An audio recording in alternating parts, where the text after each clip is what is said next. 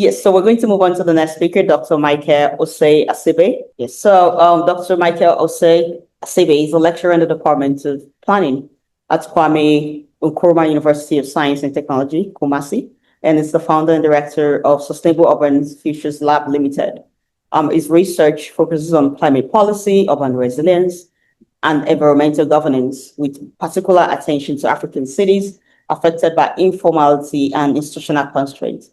He has expertise in climate change adaptation and nature-based solutions, with over 130 research outputs on urban informality, e-waste, and sustainable urbanization across the global south.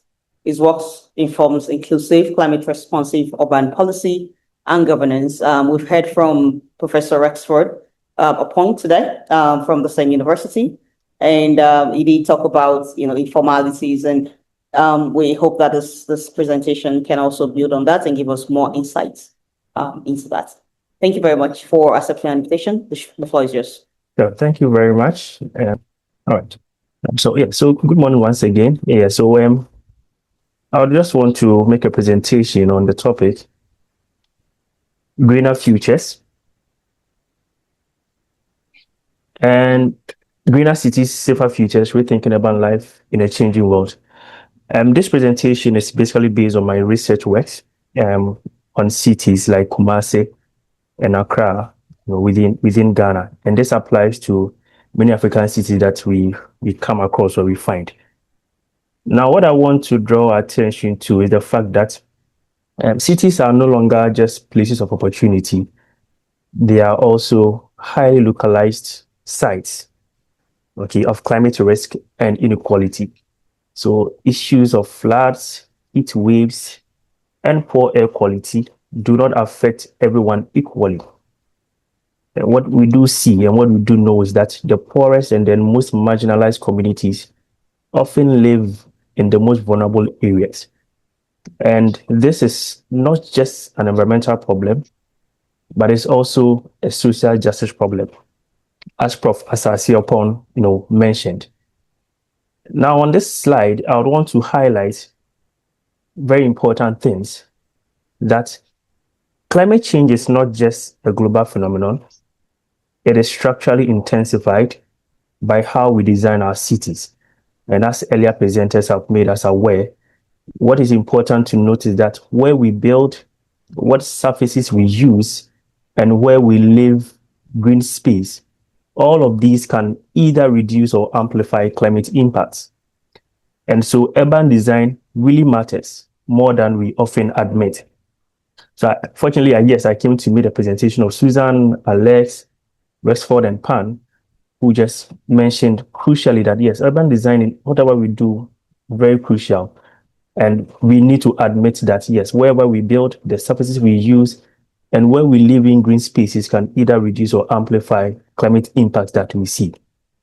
Now, in these works, I brought these works to kind of talk briefly about the fact that when we talk of climate risk, there are things that are, as I said earlier, not just a global phenomenon, but what we find is that there is a weak combination of social and ecological systems, and most interventions aimed at addressing climate vulnerability were social. So things like cleanup campaigns and public sensitizations, but very few of these interventions really use ecological solutions, like restoring wetlands or creating green corridors. Importantly, what we also observed was that residents were often excluded from the design of these interventions, and then they were only brought up, or they were brought in to help with just implementation. That is a major governance problem, and this limits long-term resilience. And so what we often find in our cities is that the traditional planning that we undertake often treats ecology as an afterthought. So it is something that is just nice to look at, but we don't really see it as essential. And this is exactly why many African cities remain vulnerable, despite years of climate discussions. But what I want to draw attention to is the fact that we cannot, plant our way out of a poorly designed city. there's the need to take a crucial look at whatever we do. And so on the next slide here, again, I show two works where I try to show that. So the first work on the left shows that Kumasi, just like many other African cities, has different actors that manage green spaces. So government agencies, local authorities, and community groups. But what we often find is that there is a weak coordination and overlapping roles, which reduce effectiveness. Now, the second study on the right also finds that, yes, residents already see green infrastructure not as decoration, but as everyday assets. And from that, I'm trying to, the forthcoming months, trying to theorize what I call everyday nature-based solution. That nature-based solutions are not just technical solutions, they are things that we see all around us every day. Okay, and so residents, yes, do see and understand green infrastructure as a very crucial part of the urban landscape, i.e., cooling their homes, improving health, and creating a sense of belonging. However, because of financial barriers and low trust in institutions, many of these interventions, do not come to fruition. Now, looking at all the studies that I have conducted and also what happens within the African setting, this study or this table compares conventional planning with greener paradigm. So what do we want to say here? What I want to say here is that in conventional planning, nature is often treated as an aesthetic decoration. However, if you look at the greener paradigm, nature is treated as a life-saving infrastructure. Again, instead of a concrete and impermeable surfaces, we need urban forest, restored wetlands, and green corridors. And also, instead of single-purpose systems like drainage only, there is the need for multi-benefit systems that absorb stormwater, clean the air, and improve well-being. What I want to again emphasize here is that there is the need to transition from gray infrastructure to green-blue infrastructure, which to me is very crucial, okay, about how we want to treat our spaces and how we want our cities to look like. And so this image here, again, is trying to see, let me borrow Professor Asse's term, instead of integration, to look at a synergy. There's a need to look at how to have a well-balanced system of a green infrastructure within our cities because of how intensifying climate risks are becoming. And so a very crucial point to note is that there is a justice gap. And the justice gap is simple. What I want to say is that wealthier neighborhoods often get trees, they get the parks and the drainage. However, poorer neighborhoods, i.e. informal settlements, often get the concrete, experience flooding and heat. And so without deliberate design, climate adaptation will actually widen existing inequalities. And so justice means targeting green investment where vulnerability is highest, not where political power is strongest. I want to just reiterate this again, that justice here means that we should target green investment where vulnerability is highest, not where political power is the strongest. And on this slide, I want to emphasize one practical example from my research works on electronic waste. And I think as Pan just presented, that transforming waste streams into ecological fuel is very crucial. And so turning organic waste into compost or biofuel, we reduce methane from landfills, we improve soil health, and also create local jobs. And this is a low-tech but high-impact intervention that works well in informal settlements.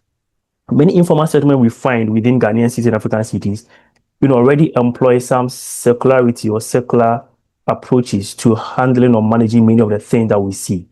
And so it is important to understand what they do and kind of integrate that into our everyday planning. So based on all that I've said and based on what is happening, I am proposing 4 interconnected pathways to urban resilience. The first is that ecosystem-based solutions like wetlands, trees, and green roofs are very crucial. Secondly, a call for participatory governance, where residents are made the designers and not just laborers of interventions. The third is emphasizing on multi-level coordination, where different agencies work together from local to the national level. And the fourth, which is very crucial, is financing justice, i.e., directing resources to informal settlement first because they are the most vulnerable. These four pathways I see not to be separate.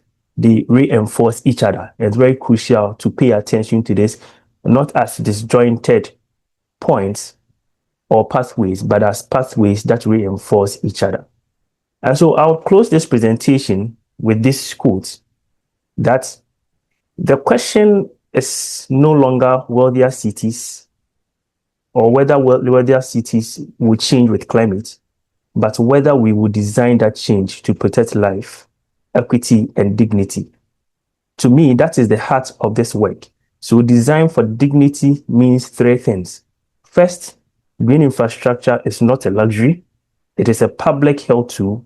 Second, community knowledge is not optional. It is very essential. And third, climate action that ignores justice is not really action. It is just displacement. So this is where I'll end. And thank you very much, Adeniki, for the opportunity. Thank you. And such a profound quote, designed for dignity. So my question, we're going to take one question. So my question, Dr. Osei, is how can African city move beyond short-term climate intervention and practically integrate nature-based solutions, such as wetland restoration, green corridors into everyday urban planning and governance? All right. So one thing I've observed is that nature-based solutions can be highly effective in many of these informal settlements, but only when they are designed around the realities of local communities, rather than imposed as technical interventions. As I said earlier, many of these communities are already doing something right. It is important to acknowledge what they do and provide needed assistance. That will help promote long-term resilience and whatever intervention that we put in place, to sustain them. That was that. Thank you very much. And thank you very much, Dr. Osei, for such an insightful and timely presentation. And just to wrap up, you've reminded us that cities are not only places of opportunities, but also highly localized sites of climate risk and inequality. And I was particularly one of the points that you made, equality each ways, and the loss of green spaces do not affect everyone equally. So the poorest and the most marginalized communities often live in the most vulnerable areas, which means that climate change in our cities is not only an environmental issue, but of course, a social justice issue. Exactly. And also, your presentation, you highlighted the importance of urban design and planning, and you showed us that where we build, where we build, the surfaces we use, and how we manage green spaces, and how we include vulnerable communities can either reduce or worsen climate impacts. And this is a very important reminder that resilient city must be intentionally planned, not just intentionally planned, but must be inclusive and grounded in ecological thinking. Exactly. I hope I'm able to wrap up your presentation. Yes, exactly. That's it. Yes. So thank you so much, and for bringing such practical African urban perspective to this conversation. We truly appreciate your time. We appreciate your expertise and your contribution to this year World Environment Day Symposium, proudly convened by the Green Institute, and we look forward to engaging with you in the future. Thank you very much. Thank you very much for the opportunity. Right.